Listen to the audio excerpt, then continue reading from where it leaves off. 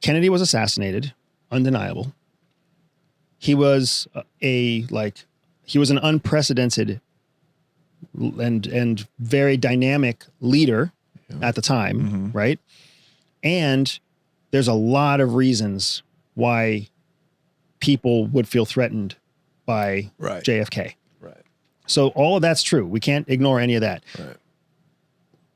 When there's some other interesting data points. When intelligence information is classified, it's classified under a header called 2 times 25 or a 25x2, which means 25 years times 2. So the most classified sensitive information is by default classified for 50 years, because the assumption is that after 50 years, whatever was a secret can now be reviewed and declassified and shared with the American people. Now, the vast majority of information that's classified 25x2, 25 times 2, the vast majority of the information, when it's reviewed, if it's reviewed, it's released because it's not relevant anymore.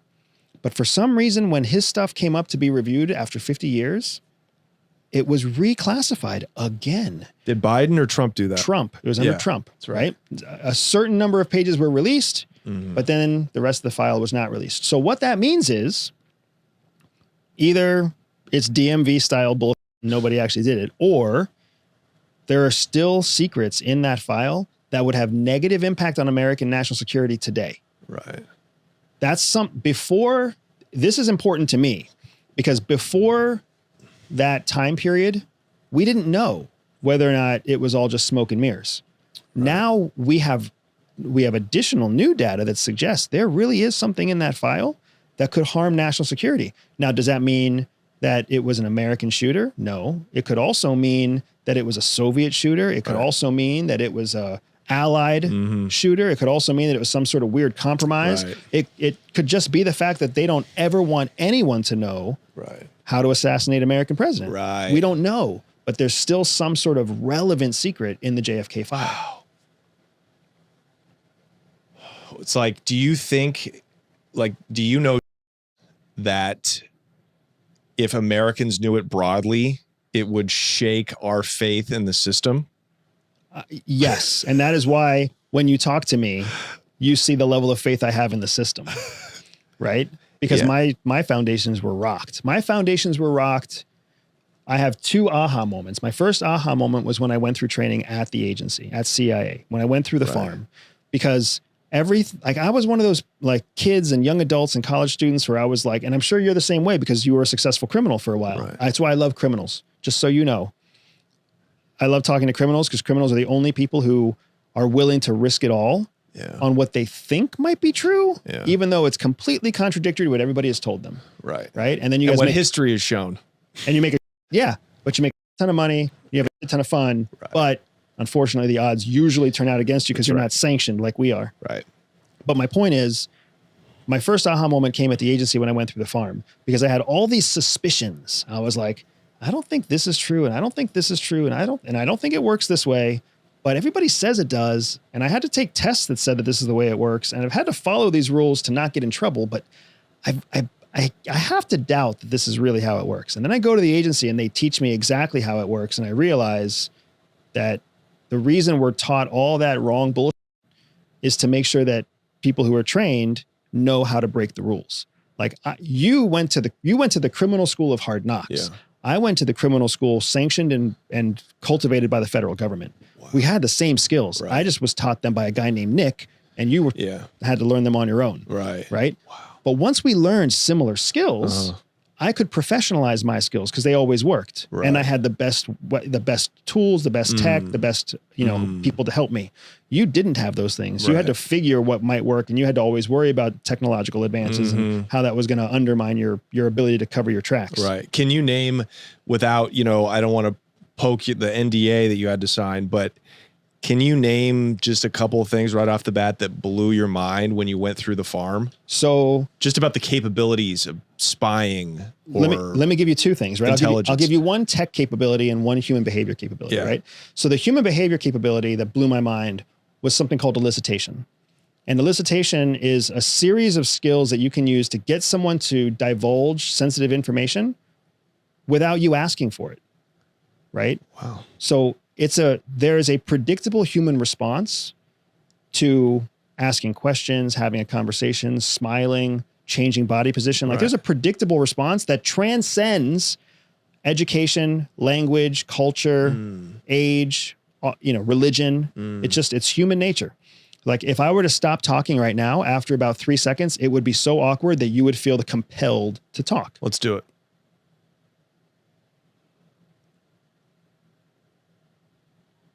I've bombed so many times on stage that I can just sit in silence. So I'm not the one to do this experiment with. But you're right. Yes. But people will feel the awkwardness. The audience would feel the awkwardness, right? Yeah. So that's one form of elicitation. But then there's other forms like, asking people loaded questions like, if you were king for a day, what would you do about this? Or if you were to have $1,000 today, what would you do about that? Or you could ask them parallel questions where you ask them about when they graduated college, because what you're really trying to find out is how old are you? And when you ask them, what's your favorite football team? Because what you're really trying to get to is where did you grow up?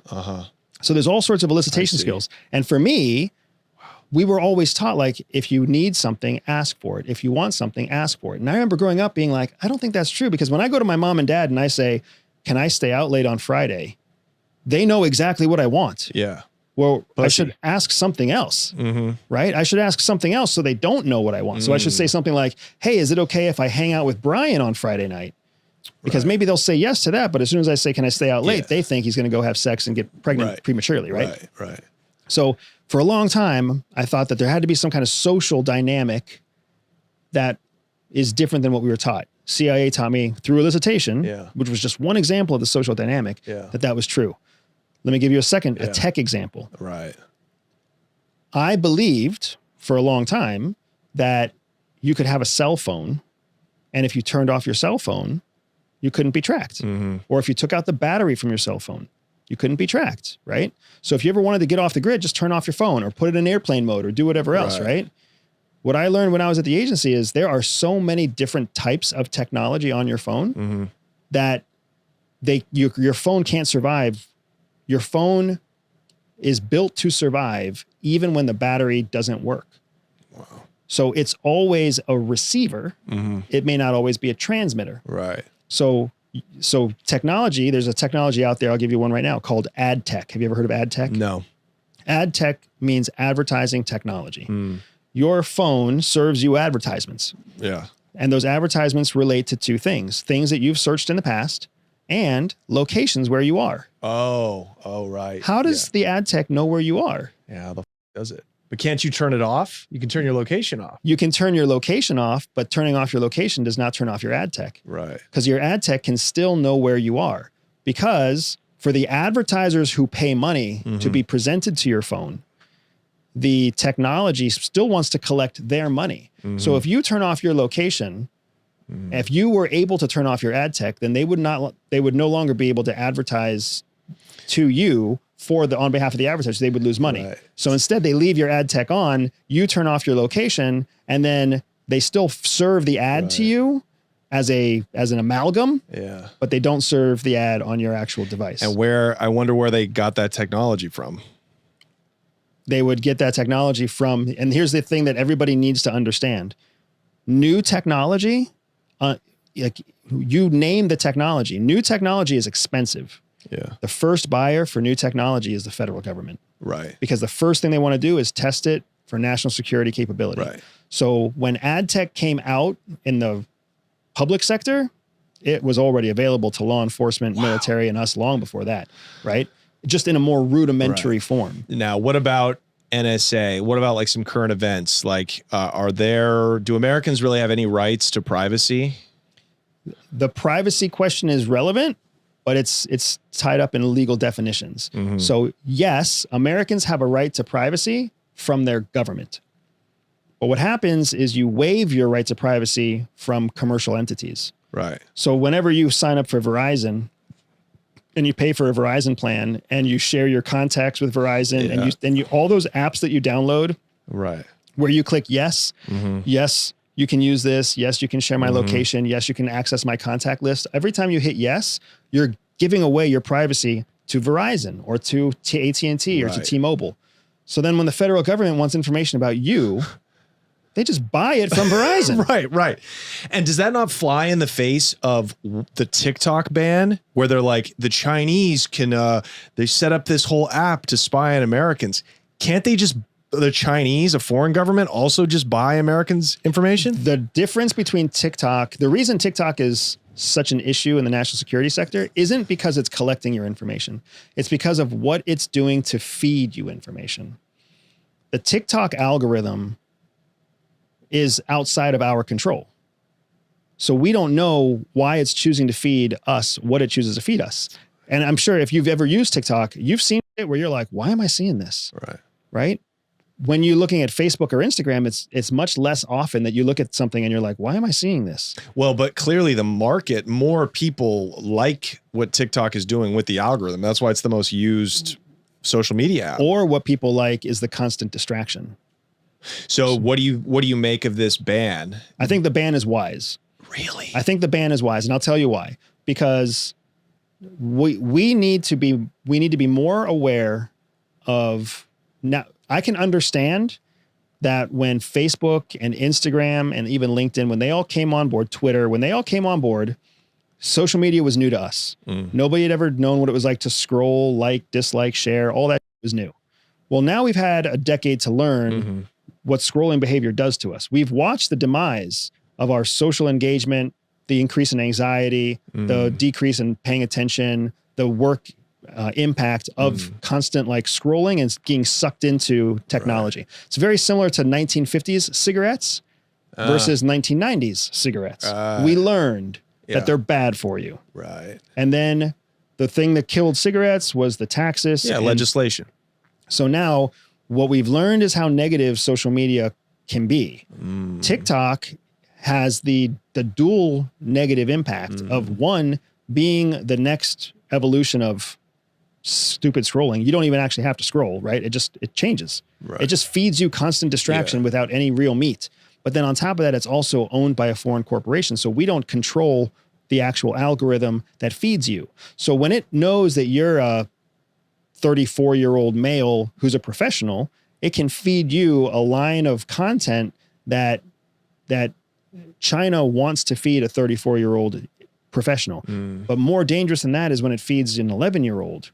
It could be feeding an 11-year-old a thread of narrative that it wants an 11-year-old to learn, so that when that 11-year-old is 31, they already have their mind is already shaped on certain opinions. So like cigarettes, like, a minimum ages for drinking, for driving, drinking and driving. It's, the public good is Trump's free speech. That's not free speech. Freedom of information. So you think that's more important? A lot of people would agree with you. I'm not criticizing. I'm saying that we have to invent a new kind of decision. We have to invent a new kind of policy here for ourselves. Because here's the thing. Anybody out there who has an 11-year-old child does not want them to have freedom of information. Right. There's no freedom when you're a kid. You're not entitled to freedom. Most 18-year-olds, I think you would probably agree, you were probably still dumb. So do we want 18-year-olds to have freedom of information? Right. But they're free to do everything else. Except I guess drink. Yeah. See what I mean? States. So there's all these arbitrary, they're free to die for the country, but they're not free to drink. There's all sorts of these arbitrary rules. So what I'm saying is we just need to figure out how we're going to do it. Right. Do you remember when you could only get music through CDs? I do. And I'm old enough. And you could sign up for those, you could sign up to have new CDs of outcoming music mailed to you. Yes. I forget what those were called. Yes. Clearinghouses, whatever. Yeah, those were. right. Well, if you wanted to buy that for your child, you always had to check a box whether explicit was allowed or whether explicit was not allowed or whether explicit was allowed with a label on it and then it would be bleeped out. Right? Something similar to that might be what is the future of social media. Right. Where if a user is registered with a birthday before whatever, then explicit is either not presented or like certain categories of information, like foreign information cannot be presented. News sources cannot be presented. Who knows what, right? YouTube does something similar with YouTube Children, right? So it could go in that direction, or it could just be something where it's like, if you're not 21 years old, you can't use this app. Or what TikTok, if it was a truly legitimate business, it would just it would create a TikTok America, and it would let Americans, or it would fit itself into American requirements, and it would stop using Chinese servers and Chinese content. I think that's what people argue, is that this is just a play to, some people say, well, it's because TikTok and their algorithm is exposing what's happening in Gaza and Palestine and Israel. And then other people say this is just a play by big tech in America to cut out the competition. It's both. Right. Both is what makes sense. It's a good technology. Right. So how can you support that? Because it benefits the United States. Right. It benefits Americans. That's right. Okay. The U.S. economy. Got to start to think like you, man. The U.S. economy, the GDP. Right. You know what? If I'm the CEO of TikTok America, yeah, and I can basically flip a switch and turn off the algorithm from China, and I can turn on the algorithm for America, do you know what my algorithm is going to feed a bunch of 11 and 12-year-old kids? Yeah. Pro-America stuff. Right. I'm going to make sure they see lots of flags and lots of freedom and lots of police doing a good job and lots of nurses doing a good job and lots of trust your teacher and lots of stay off of drugs. That's what I'm going to make sure gets fed on TikTok. Right. But if I'm not in charge of it, then now it's an executive in Shanghai who's deciding what 11 and 12-year-old Americans see. Right. And I'm not saying I'm going to use it as a covert influence tool, but I am going to say I'm going to control the algorithm so that it benefits my country and it benefits the business. Yeah. Does the CIA have real hooks in American social media companies, Facebook, Twitter, Instagram? I will answer this carefully. Oh. Because it's one of those types of countries, one of those types of questions, right? The U.S. intelligence community works very closely with American companies to support American interests. And American companies work very closely with CIA and other intelligence community companies or intelligence community agencies because they know that if they get manipulated by a foreign power, then policy will change and their company will be killed. So when you think of Facebook, Facebook is it's a company. It's not a federal agency. That means a simple act of legislation can totally destroy the company. Right. So when Zuckerberg cooperates with the federal government, when Zuckerberg agrees to block certain content, it's not because he's blocking freedom of speech. It's because he's being very conservative and protecting his business. Right. He doesn't want Hunter Biden laptop story coming up because they asked him, he's trying to protect himself. Oh, I understand that. 1,000%. Right. So now you see both sides of now you see both sides of the coin. Right. Now you see federal government would want to work with Zuckerberg because he has reach. Zuckerberg would want to work with the federal government because they have power. They have power. So is that freedom to operate though? If you have in a supposedly free country with a relatively free market? We're not a free country. We are a free market. Oh, think about it, dude. Are you allowed to have a business if you're not registered? No. Is that freedom? Are you allowed to steal a car in Georgia and take it to Kentucky and then be free? I think laws make freedom. I think we're freer. It's truly, we've been to Mexico. We've seen what happens when there are no laws. What to me, there's a net less freedom. So what you're describing there is the antithesis of what freedom is. Freedom is the freedom to choose for yourself. Just absolutely. That is freedom. So no country has that. So no country has it. That's why when people talk about the United States, they talk about the freest country. Right. Okay, so we still have a lawful structure. Yeah. And that lawful structure is even worse, right? We have laws. Are those laws immutable? No, they can be changed. Do you know what a judge's job is? A judge's job is not to enforce the law. A judge's job is to infer the law, interpret the law. So you could literally sit with the same charge in front of two different judges and have two different outcomes. What's mostly the Supreme Court, right? That's all judges. That's all judges. Every judge everywhere is supposed to interpret the law for their court. That's why there's an appeal process. Right. So that if you disagree with this judge, you can appeal to that judge.